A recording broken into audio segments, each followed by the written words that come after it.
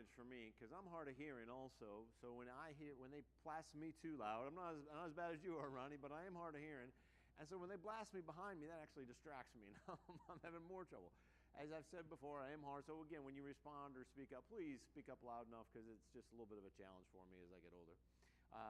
But with that said, I want to ask a question because I think it's fun to ask these questions. There's no right or wrong answers. It's just kind of fun to talk about something and have you think about something before. And I encourage you to participate. This class is way more fun if you talk and participate and share your ideas also, okay? So I'll start with just a very simple question for you today. When you have a list of chores to do, that could be with work or home or whatever you have to do, where do you start the list? With the hardest one or with the easiest one? You have a list already in your head. These are all the things I need to get done. Do you start with the hardest one or the easiest one? You start with the hardest one. Now I'm going to always ask that question because this is the more important part. Why?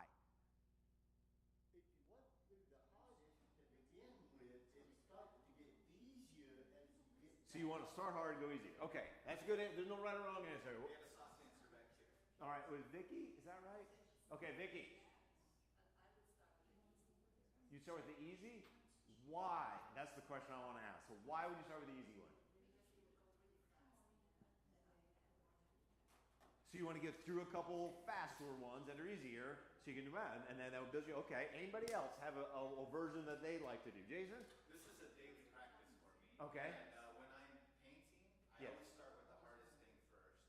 Why? Because it's all downhill from there. Down, similar to Ronnie. Yeah. Similar, you have a similar concept to Ronnie. Anybody else have a different idea or thought of how they approach that? It was Jim, right? Jim. I like to do the easiest first because I like to check things off my list. So you like the little, so there's a little chemical that gets released called, I think, dopamine. When we put a list and you make a check mark on your list, we get a little bit of a dopamine release in our brain. His body is something God designed us to do. This isn't a bad chemical. God gives it, which gives us a little sense of satisfaction. So for you, you want that little, and I'd be bold enough to say you like that little dopamine hit. You like that little dopamine, I got it done. And you check it off. Yeah. Yeah, I'm kind of like that too. I will probably do some of the easiest ones first because my fear is I'll get in the hard one and I won't have time to get any of the easy ones. So I will go through and do the couple easy ones first just to get my momentum and then hit the hard ones. There's no right or wrong answer. It's how you're wired and how you do.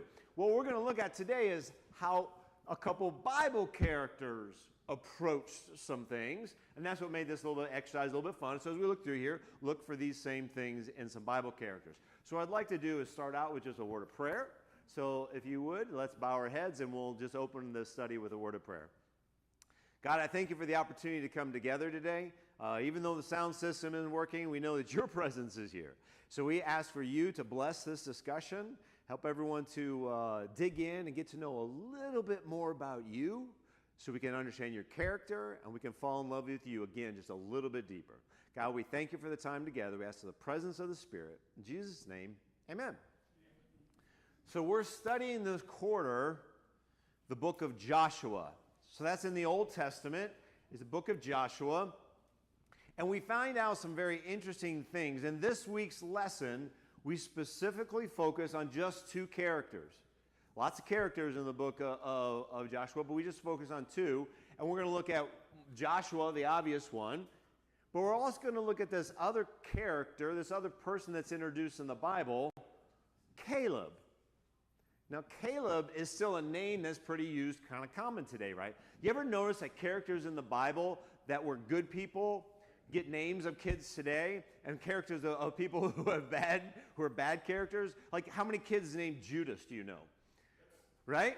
I don't know of any kid that ever gets the name Judas, right? But when we hear Caleb, I know we have a Caleb in this church of America. Jason, you got a comment? I have a nephew named Cain. You have a nephew named Cain. Now that's an interesting one, but see, God favored him enough. I won't go there. That's a rabbit trail. Okay, so we're going to start by looking at Caleb. Okay, Now, well, let's first say, so Joshua and Caleb, let's just think about their history and just a little bit who they are and put them in a time reference. Where were they born, essentially? Where were they born? Most likely. In Egypt, right? So both Joshua and Caleb would have been born in Egypt, okay? So they and their late age, maybe in their late 20s, probably early 30s, their late 30s, sometime in that range, they had the experience of going through the Exodus. And the Exodus we're talking about, let's just think simply, they went through the Red Sea. Joshua and Caleb physically walked through the Red Sea on dry land. They also were at the Mount Sinai. They also then ended up going into the Promised Land, as we know, and so on and so forth. If you think about the history of these two guys, they've seen quite a bit. And from that perspective, we want to then take a look at what was Caleb's background and who he was. So let's start in the book of Numbers. Numbers 13. So it's Joshua.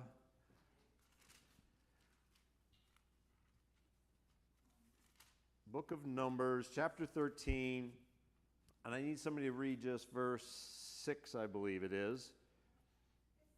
Well, let's read this. I want verse 3 and then verse 6.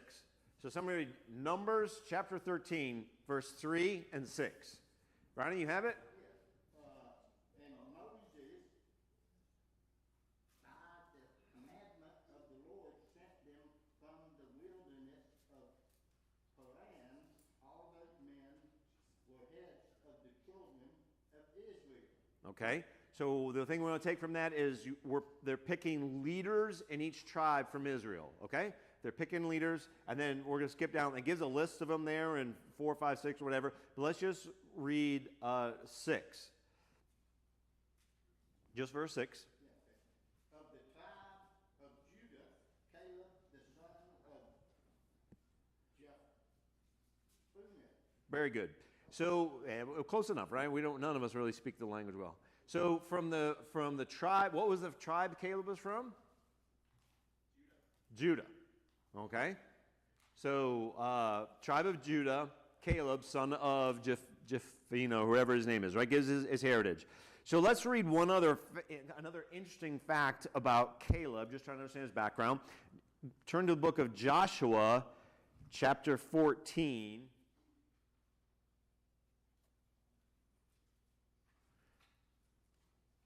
Deuteronomy, Joshua, right? Joshua 14:6.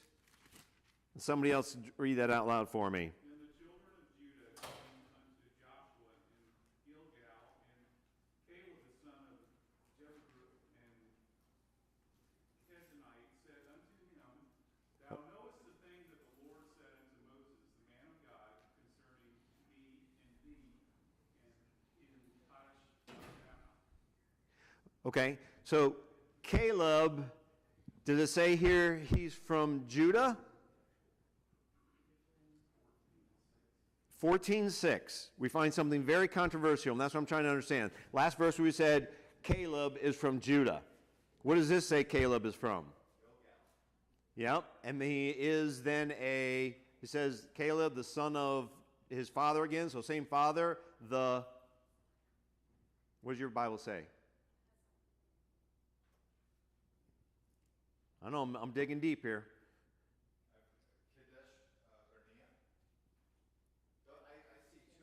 Mine says he's a Kenizzite.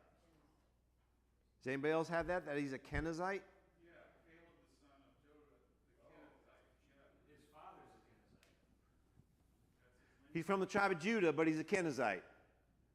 What's going on? Maybe daddy will live there. What little clues do we get about Caleb? What's that? So maybe daddy will live there. Maybe. It's puzzling, isn't it? What's that? Canaanites, I've heard that historically they're from Edomites. An Edomite, and who's the father or who's the patriarchal of the Edomites? Esau. But then they said it's like you said, it's the tribe of Judah. There's lots of theories here. This is a very confusing thing. I know I'm nitpicking in the details here a little bit, but it's interesting to look at Caleb because I think it gives flavor to his background on the story of who he is and who he becomes. His name, Caleb, means dog. His name, then, is given in his genealogy, he is from the tribe of Judah. He's being called to go in and spy out the new land. So, whoa, you got it to work. Can you, hey, David? Can you turn me down? Thank you. All right. So he, a little bit lower, if you could in here. Thank you. Let me go where I was trying to go there. Okay, so it's important for us to understand that he is from the tribe of Judah, but he's also a Kenizzite. So there's some type of blending. We're not given all the details on it, but that's from Esau. So somehow he has lineage from Esau that is in Egypt. And he comes out of the promised land with it. And I think the point of that is to take from it, one is it'll hopefully give us better color on when we read more about Caleb, but it also says that God can use people from different heritages and different backgrounds. That even though you're a blend, because he probably was some type of blend where he was a Jew and from Esau, right? He wasn't probably pure in that straightforwardness of being a Jew from Judah. But God still used him in a mighty way as an example. Well, I see another hand. Yeah, Tim, what would you comment? Yeah, my commentary is also saying Caleb's designation as Kenizzite is otherwise unattested, but maybe related to the name of Caleb's brother Kenaz. Yep. And then it refers you to 15:17, and there's Othniel, the son of Kenaz. And we'll get to him. Caleb. Yep. We'll get to more of Othniel. I want to get to Othniel. We're going to get there hopefully later. We tend to focus so much on the Jewish bloodline. And, Yes. And nobody really talks about the mixed multitude that came out as well. And to your point. That's my point. You got it. That is the point. Yeah, it's not about bloodlines. It's about the heart. But it's interesting because in this story, and what I'm trying to build on, Joshua we know a lot about. Here's Caleb, and it's interesting. Now, we were maybe familiar with this story, right? So Caleb and Joshua are both of the ones selected, part of the 12, that go in to spy out the land. Just from a timeline, about how many years after they'd walked through the Red Sea, about how many years was it until they were going in to spy out the land? Any clues on that one? Kind of see some puzzled faces here, right? It's not something we think about very often, right? I thought it was less than a year. Somewhere between a year to 2 years. It could be 2 years, a little bit more than 2 years, but it's in that range. And we could do that by backdating, because actually Caleb was 85 when they went in and he got his land, which was after they conquered Canaan. And we go back, they were 40 years, and he says in here that he went in when he was 40. So you kind of do some math in there and gaming and kind of play like that, but it was a couple years.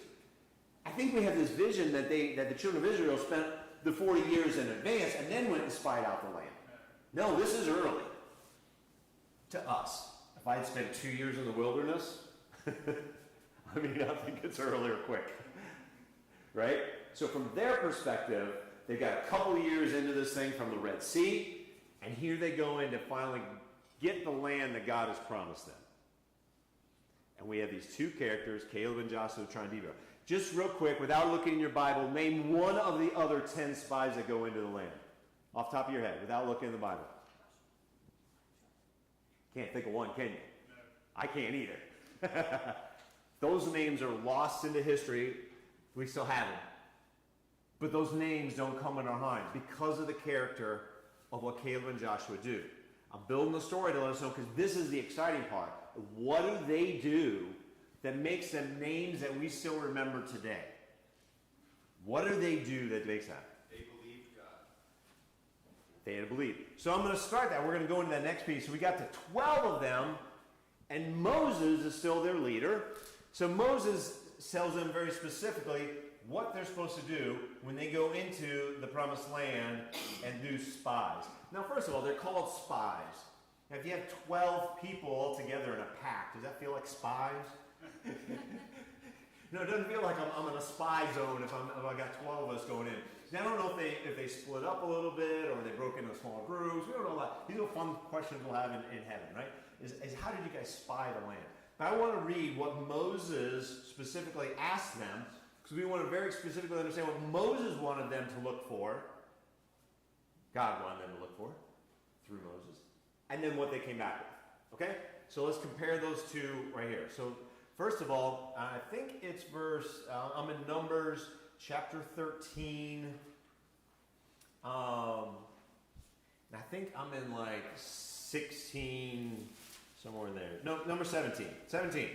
I'll read this one, and then I'll have ask somebody in the audience to read about what the response was. So this is what Moses tells them to do.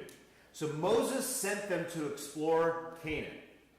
And he said, this is Moses, go up, and then he gives them very specific places to go. Go up through the Negev and on into the hill country.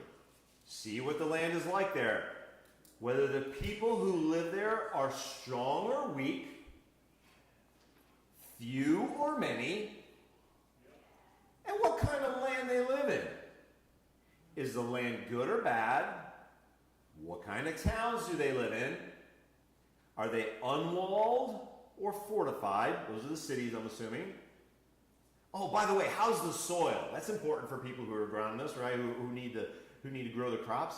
Do your best to bring back some of the fruit of the land. Now mine has in parentheses then, maybe yours has differently, it was a season for first ripe grapes. An interesting little note. Why would that be put in there? I think it's kind of a commentary afterwards, right? But I think Moses just said, tell us what the fruit is like.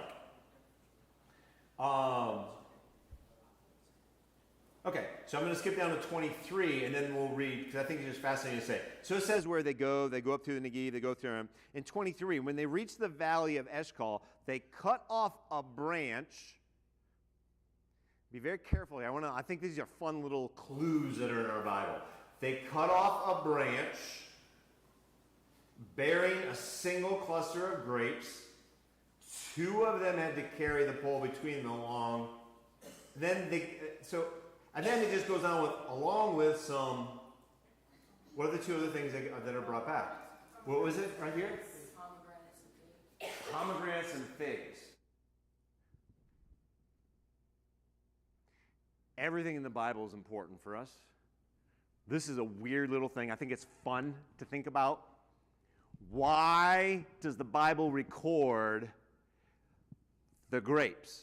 Let's just start with that one first. The grapes.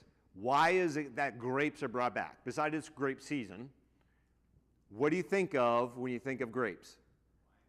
Wine. Why do you think of wine is important?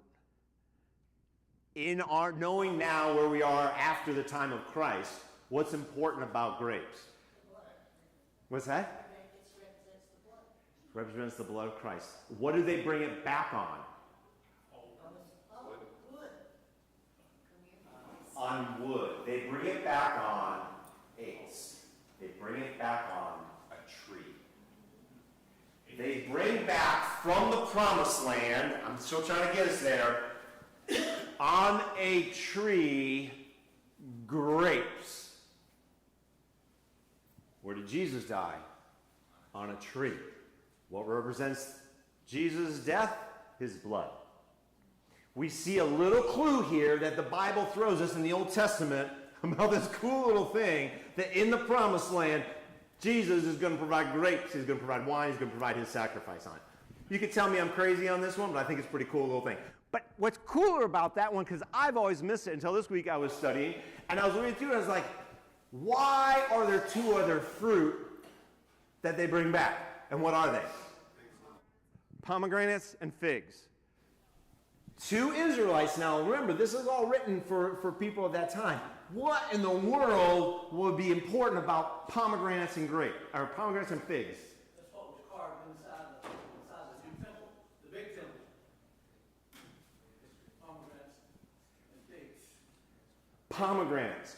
So in a Jewish mind, when they were thinking about it, when they were looking at this thing, a pomegranate directly was, if we click on the little hyperlink of pomegranate in your Bible, where does it take you? To the temple. Crazy. Do you know, are there any other fruit in the temple? there any other fruit represented in the temple? I thought it was grapes, but maybe not. No. Just pomegranates. Pomegranates. It's the only thing. This is my new theory. I'm going to drop this little one on you too. I believe Satan used a pomegranate, not an apple, to deceive. Basically because of this thing right here. Satan is a deceiver who deceives in every single way. He knew that pomegranates were going into the temple. He knew that he deceived, I believe, Adam. That's my theory. I have no proof of that one. It's fun to think about.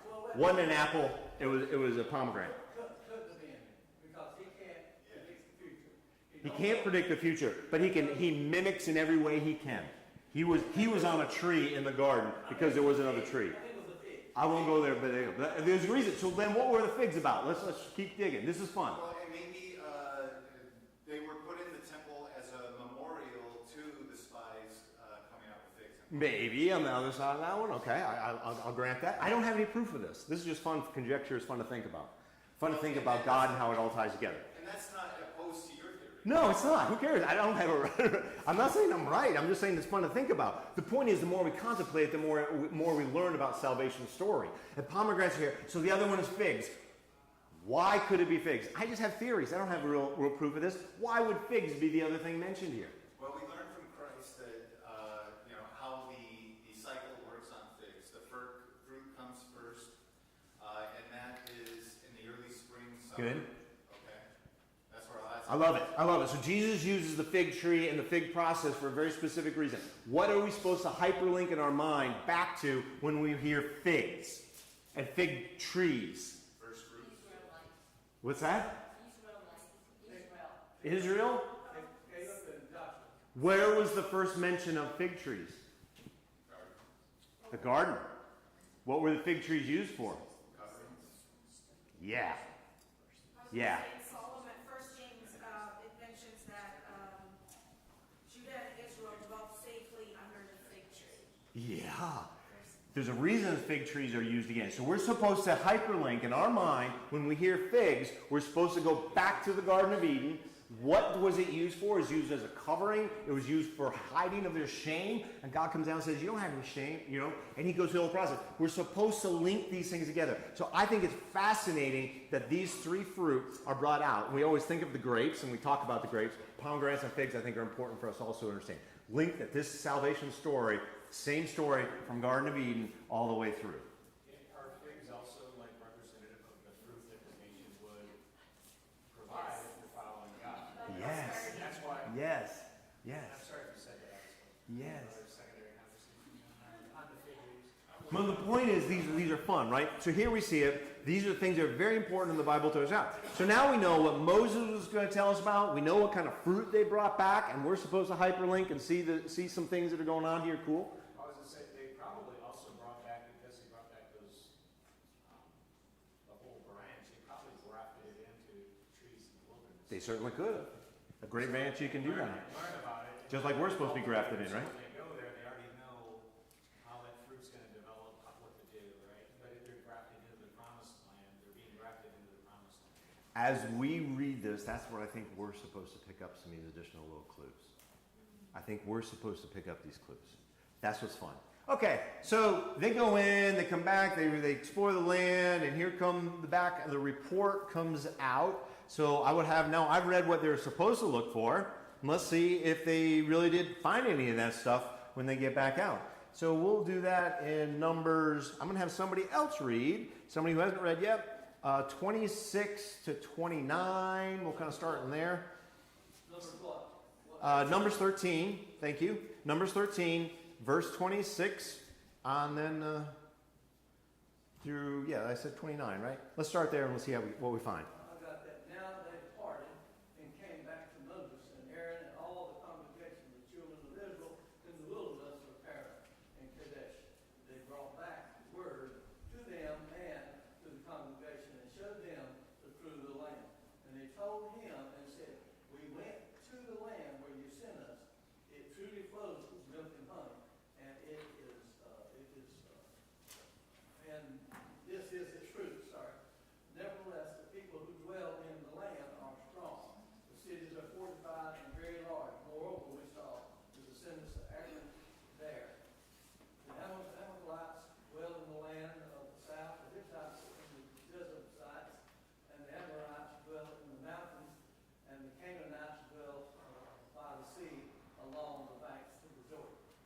Okay, so now let's compare and contrast. Did they go through the whole land? They were told to go through the whole land? It looks like they went through, because they Kind of looks like they did, right? Was it inhabited land or uninhabited land? inhabited. Inhabited already. Okay, is it inhabited? So, Abraham left for, or not Abraham, so Israel ends up going into Egypt for the famine. Yeah. And all of this happened in the time of their absence. Yeah, but Abraham dwelt among the other nations Yeah, that's also. true. Yeah. Yeah, he dwelt among the other nations. Okay, so it was occupied even when God gave it. Yeah, and I'm sure just like our population continues to grow here in Dawsonville, I'm sure the population was growing at the time, maybe not as exponentially as we have in the state in today, but it is growing. And so these people continue to inhabit those lands. It is not empty and barren. So what about, we're supposed to find out about, is it fertile? Is the soil good? All that kind of stuff. Do you find anything here that tells you whether the soil is good and whether it's fertile? What it says it is truly full of milk and honey. Milk and honey. Okay, so when they come back and say those words, milk and honey, if we click on that hyperlink, boop, where does that take us? Who else was told that it would be milk and honey? Abraham. Huh? Abraham. Abraham. Moses was also, I think. So we're supposed to link these words with back to their patriarchal. When the spies come back and they say milk and honey, we're supposed to hear that's what God promised us. God promised us milk. Because I don't think there was really a river of milk. I don't think there was a rock that honey was flowing out of. Well, and now we've moved on to soy milk. Yeah, it wasn't soy milk flowing down. So the point was these are clues that the spies are coming back. So is all this stuff good or bad at this point? Well, it's only the best. That's the point. The milk and honey. God's promise for his people is never second rate. It's always the very best. Yeah, only 5-star restaurants in this place. Right. Yeah. And they're all free. They're all included. Yeah, absolutely. However, there's a great big problem. They say, but. But. All right, let's read the but. And who's... There's that, but they. All right, let's skip down to 32 then, and let's read the but. Okay, and who read that first part there? Michael, did you read that? Go to 30. Some, Talk about 30 a little bit. Yeah. now I want to come back to 30. I'm skipping down intentionally. He's like, let's go. Yeah. Okay. Well, let's do it. You brought it up. Go ahead. So read 30 for me, and then and we'll do that. Okay. So- Then Caleb quieted the people before Moses and said, let us go up at once and take possession, for we are well able to overcome it. Why does it record that Caleb? So who told that first part there? Did it say who said that first part? Milk and honey? No. No. It's probably Joshua and Caleb doing the report, because Joshua was next in. No. My point is, it's unique that Caleb speaks up here. Yeah. In the middle of the good report, it says, this is good stuff. We're going to the good stuff. I mean, God's got some good stuff for us. Caleb silenced the people, which is kind of weird. Why does it bring that up before Moses?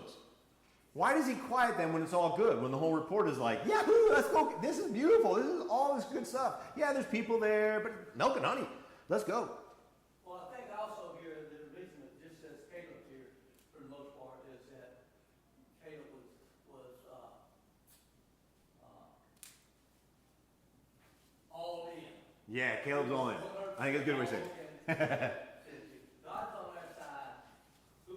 We can't lose if he's on our side. Let's do this thing. Let's do this thing. But it's interesting that it's inserted in there, right?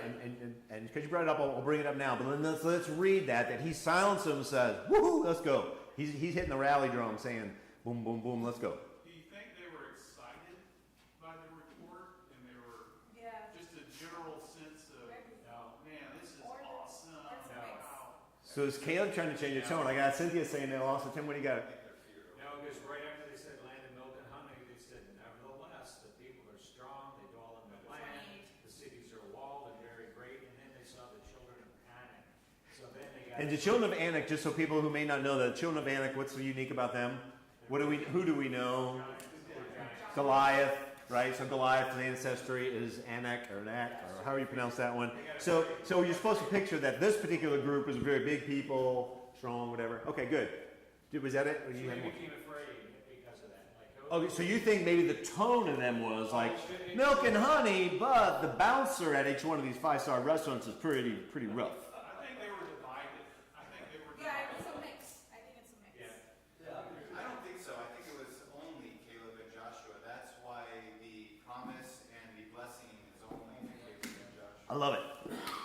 No right or wrong stuff on that kind. That stuff's fun to think about. It's fun to think about. It forces us to think deeper about these words that God's given us through the Bible. Okay, so then let's go on to verse, let's do 32 to 33, somewhere in there. 32 says, and they gave the children of Israel a bad report of the land which they had spied out, saying, the land through which we have gone as spies is a land that devours its inhabitants, and all the people whom we saw are men of great stature. There we saw the giants, the descendants of Anak came from the giants, and we were like grasshoppers in their own sight, and so we were in their sight.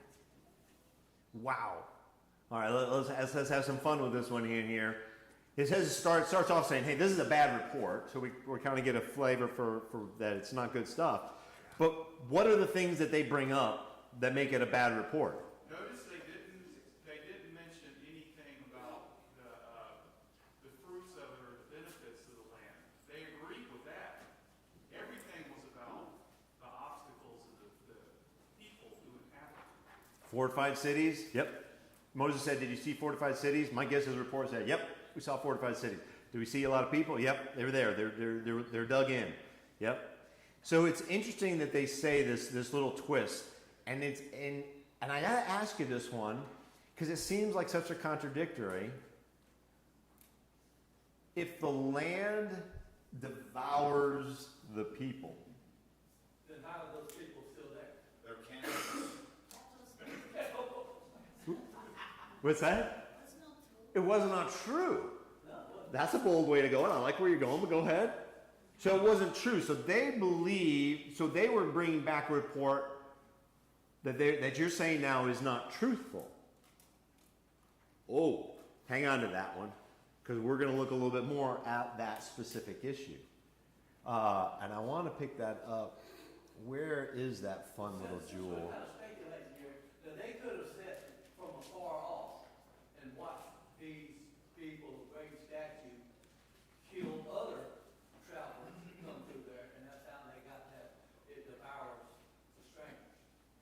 Or they're just intimidated. I mean, you see somebody 10 times taller than you, you think, how am I going to fight them? How are you going to conquer? And As we should, yeah. right? I've got a bigger brother. My brother is 6'8", and he, when we used to wrestle as a kid, he's 4.5 years older than me. So even when we were a kid, we were always there. He won every time. It didn't mean I didn't try wrestling, but he won every time, right? I don't ever remember pinning him to the ground or anything like that. It's intimidating. I think it'd be intimidating, a 9.5-foot person, even today's stature. Who knows if they were the same height as we are today? Well, and for what it's worth, I think it's in Psalms. So talking about Og, king of Ai, Yeah. he was as tall as the cedars. I don't know what that means, but I think if Goliath was 12 foot tall, I think it is okay to assume that these guys were 15 to 20 feet tall. Absolutely could be. I think Adam was above that, right? We got some. Ellen White talks about that. So, anyways, so let's go over to chapter 14, verse 6, and we hear the response and some things that kind of get us thinking about that whether all 12 of them had the same thing or not, right? So let's do Numbers 14, 6 through 10. Can I get a different reader, somebody who hasn't read yet? Numbers chapter 14, verses 6 through 10. And Joshua the son of Nun and Caleb the son of Jephunneh, Perfect. which were of them that searched the land, rent their clothes. And they spake unto all the company of the children of Israel, saying, the land which we passed through to search it is an exceedingly good land. If the Lord delight in us, then we will bring us into this land, and give it us, a land which floweth with milk and honey. Only rebel not ye against the Lord, neither for ye the people of the land, for they are bread for us. Their defense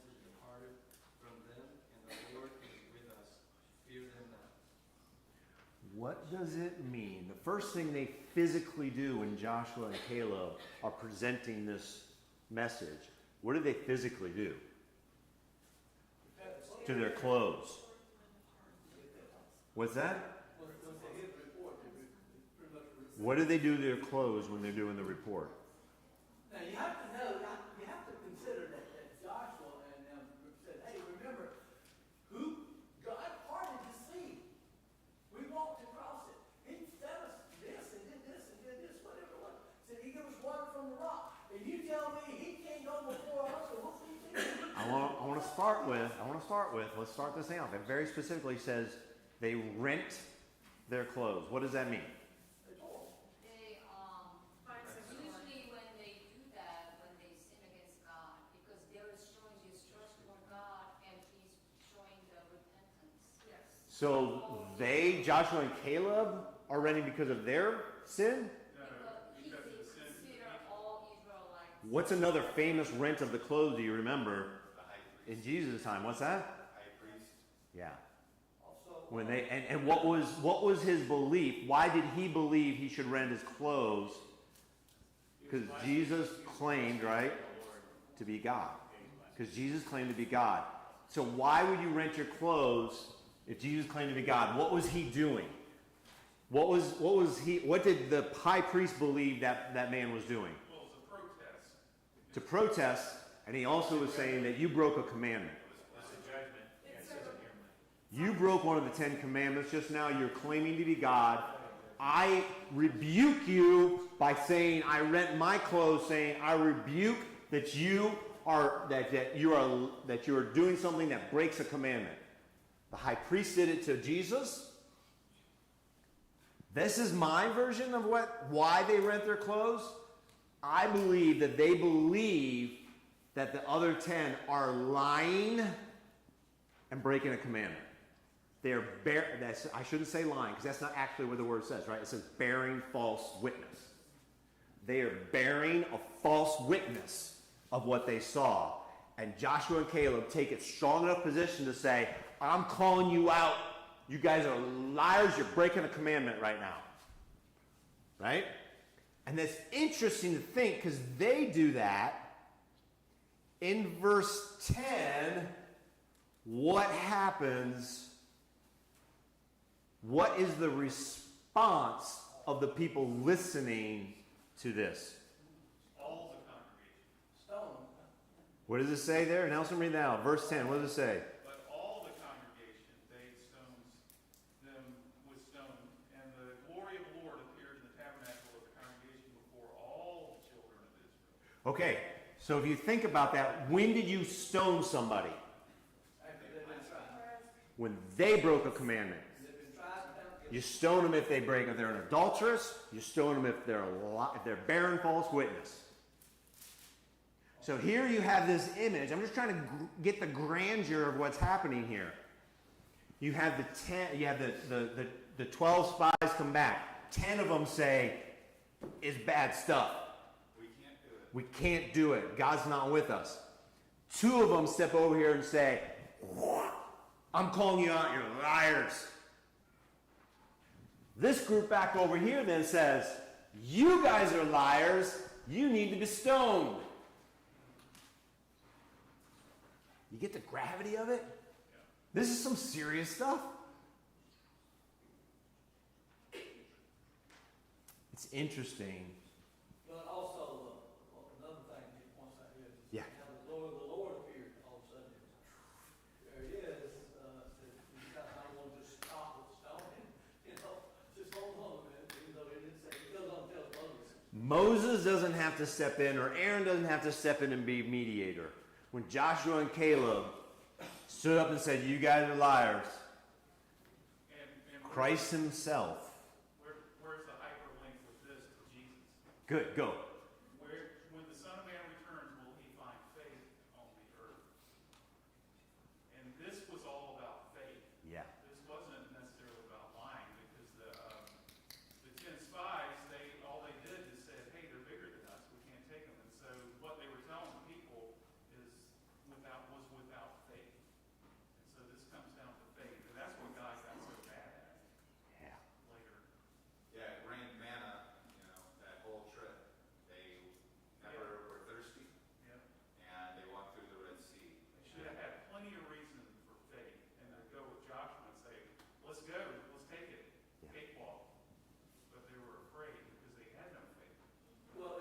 Well said. Well said.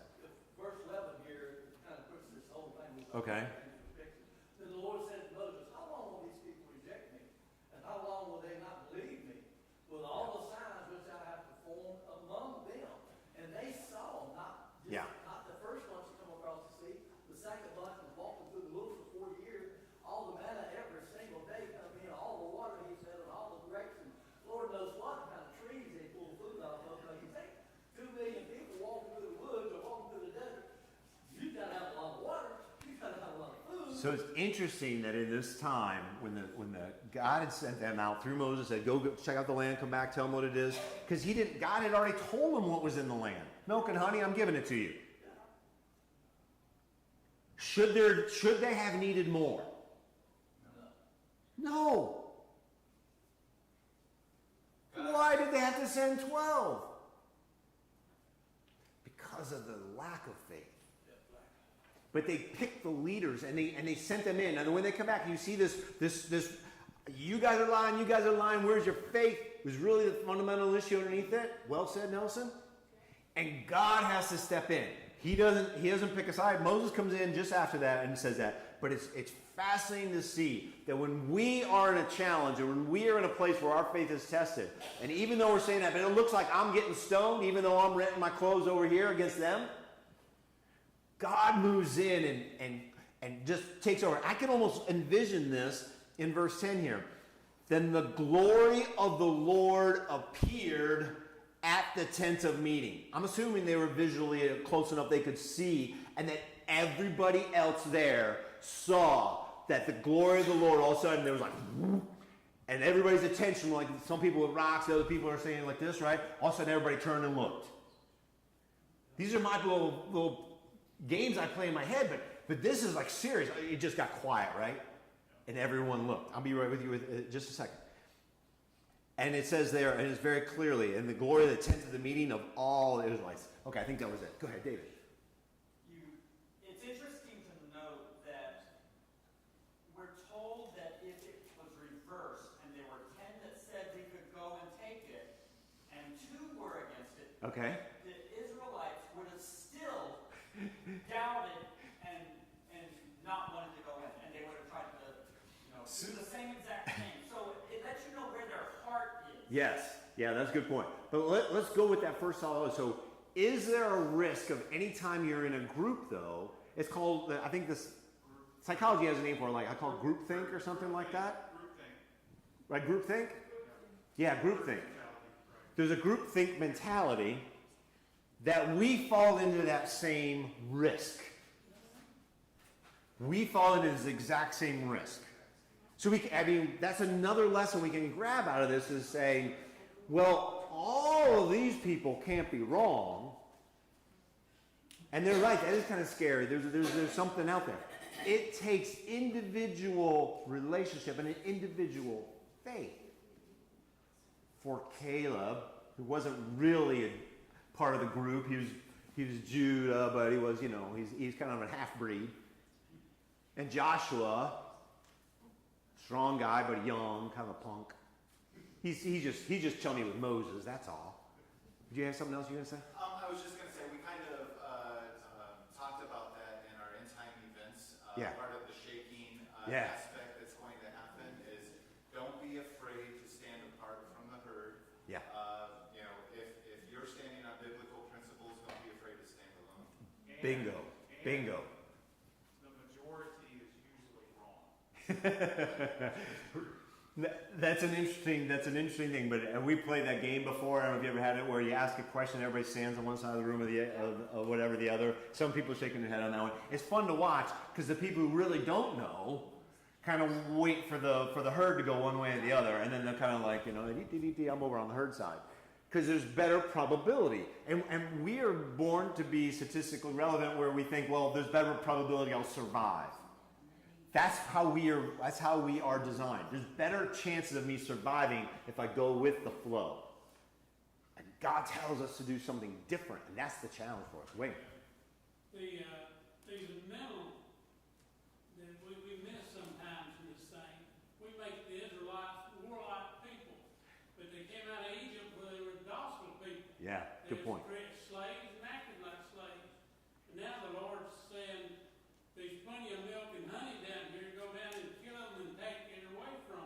Yeah. And so there's a mental thing there that it's different than the way that you've been always thought. Yeah. Now we are soldiers. We go down and take away. And they're thinking they have to do this. They have to go conquer the land. But it's interesting, if you listen to God's words, he says, I'm going to give you the land. I'm not saying you got to go fight for it. I'm going to give it to you. Now, again, it wasn't until they actually crossed it and they see the things like Jericho, right? Where they're given the city, right? The crazy things like that. Up to now, they had already had a war. Joshua had already been in a battle and a fight. And Caleb was kind of right along there with him. So they already had some things where they did have to go in and have skirmishes. Is about way out. Yeah. Okay, another question. So they're thinking still about, I'm going to have to battle them after skirmish, and I'm not a warrior. Look, if we go from here to the New Testament, Jesus says, love your enemies, feed your enemies, Yeah, yeah. and take care of your enemies. And here, he's like, go in there. He doesn't say go in and kill them. He says, I will give you this land. Now, if they had trust in God and believed in him, I think the Lord would have done away with them, caused them to move somewhere else. They may not have sold, not the first soul would have had to die. Well, yeah, he already used hornets to drive them out, Yes. so he could have done No, he could have had billions of hornets go in there and get rid of them, you know. So we're supposed to cover both Caleb and Joshua. I'm not sure I'm going to get to Joshua because I got a couple other really cool things I think we need to cover in Caleb, right? So we see Caleb willing to stand out and be different. For that faithfulness, he's given a promise. He's given a promise that says, where you were a spy, I'm going to give you that land. It's pretty cool, huh? Because of his faithfulness, where you were, you will eventually inherit. Does that sound something like similar to what God's kind of promised us? If we are faithful where we are we told that we will then inherit where we are? Hebrews chapter 11 tells all those stories. Yeah. It's fun, isn't it? It's fun to think about. So we see Caleb seeing that same thing.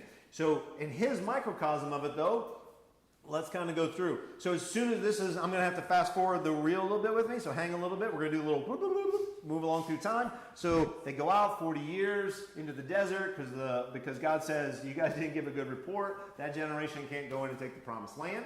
So they go from 2 years in the wilderness. They add another 38 years to their time in the wilderness, roughly, plus or minus. You guys may be a little bit off on my timeline.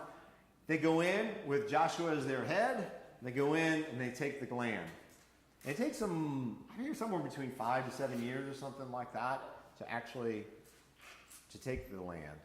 And I want to pick that up, all that history there, to get you to Joshua chapter 14. Let's look at Joshua chapter 14.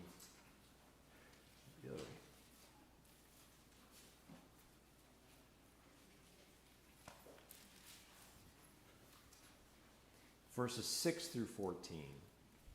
Did we read some of this already? Joshua chapter 14. No, I don't think so.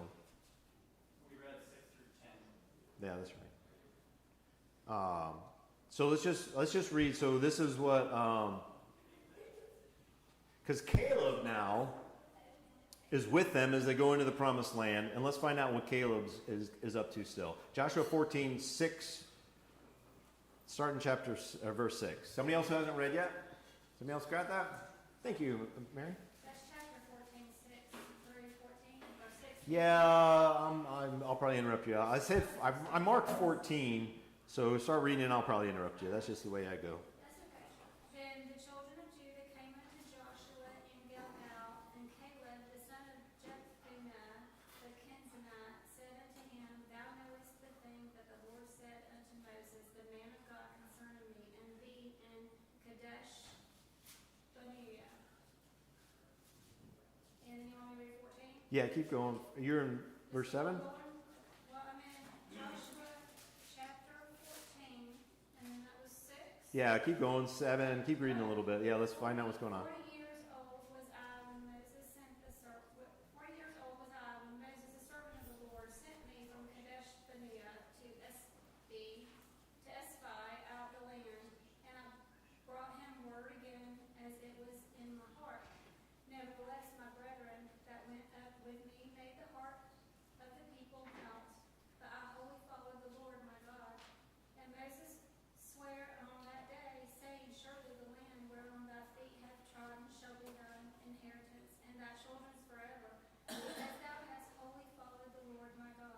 Okay, let's hold that up right there.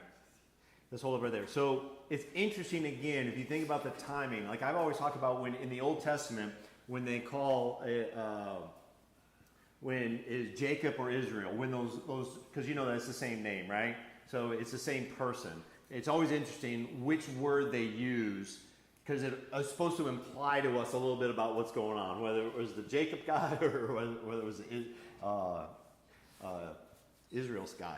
And so here we see again that Caleb, and this is something that is important, is he is actually the first one to ask for his inheritance. That's pretty bold. Because what's even more bold about it, yeah, he's from the tribe of Judah, but as we read right here, it's not, he's not claiming the tribe of Judah when they do it. We're supposed to hyperlink and see that Caleb, even though he's a half-breed, he's getting his inheritance first. Think that rubbed anybody the wrong way? David? He was already promised what he was going to get. By who? By Moses. By Moses. And now he pulls that little piece of paper out of his pocket, and he walks into Joshua. By the way. Well, and it makes sense because he's older. He already knows what's his. He's just claiming his ownership. He's claiming that. So is that show a sign of humility and leadership that we see out of Caleb? It's kind of an interesting twist, isn't it? I don't think so. I think if God promises you something, it's okay to claim it. So let's find out a little bit more of what Caleb is asking for. What is Caleb asking for? And I think it's here. Yeah, well, let's read 10 through 14, and hopefully that'll get us there. Mary, you want to keep reading, or you want somebody else read? Okay. All right, 10 through 14. Let's do it. We're going to push time, but we'll do it. And now, behold, the Lord hath kept me alive, as he said these 45 years. Even since the Lord spake this word unto Moses, while the children of Israel wandered in the wilderness. And now, lo, I am this day 85 years old. Yet I am as strong this day as I was in the day that Moses sent me. As my strength was then, even so is my strength now, for war, both to go out and to come in. Now, therefore, give me this mountain, wherefore the Lord spake in that day. For thou heardest in that day how the Anakims were there, and that the cities were great and fenced. If so, be the Lord will be with me, then I shall be able to drive them out, as the Lord said. Okay, I'm going to hold you up right there. We started the class today with a simple question that said, when you have a list of things to do, and you've made your list for the day, do you start out with the things that are the hardest on your list, or the things that are the easiest on your list? And there's no right or wrong answer there. We had some people in here that said, I start out with the easiest, because I get a little chemical dump from my brain that said for dopamine, that I get to check off a few as they go. And I said, I'm kind of that guy also. I like to do that. Some other people in here said, I'm going to start with the hardest thing on my list, because if I can get that through that thing, the rest of stuff should go pretty easily, and I can get through the hardest one. Caleb, what is he asking for here? The hardest thing on the list or the easiest thing on the list? What's that? The hardest thing on the list. Why is it the hardest? Because there was the Anakim over there was the people that Israel was afraid.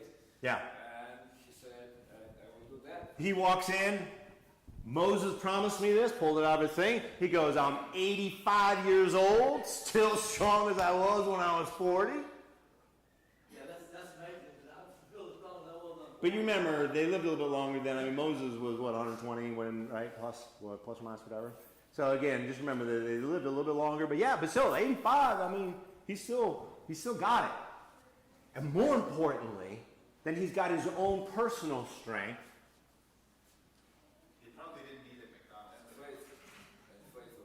He knew his faithfulness was so strong that he knew God was going to give him that opportunity. He didn't come in and say, how I'm going to do that. He came, but he said the very first thing, even though I'm a half-breed, give me the hardest thing, because I want to demonstrate to the rest of you young folks in faith how God's going to deliver this thing. Pretty powerful, pretty cool, huh? I believe it was God moving his heart